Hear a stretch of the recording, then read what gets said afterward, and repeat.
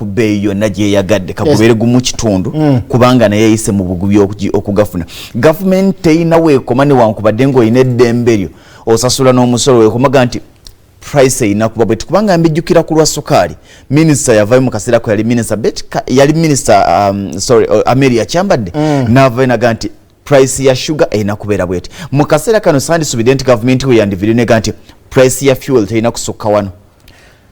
Mu ggwanga lino tulina ekintu kye bayita free market economy. Free market economy tekitegeeza ngu buli kimu kitambule bwe kiri.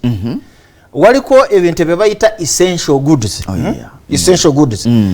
Singa nze nga ndi mu buyinza nga chief executive w'eggwanga nga president.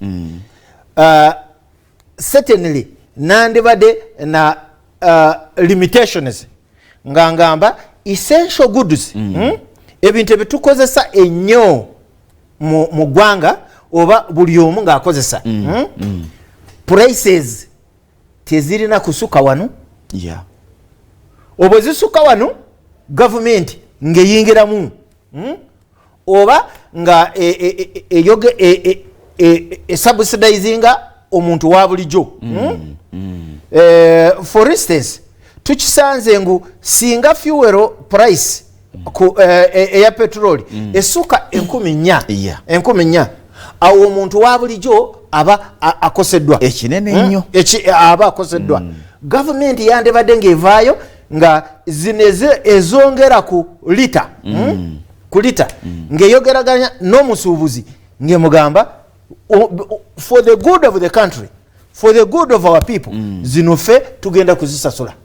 Naye tulina abakulembeze tebafaayo omuntu wa bulijjo bonaabona bokasiteri bafuna zabwerere bali ku misoro gyaffe bakuba budingidi bakuba endongo balya.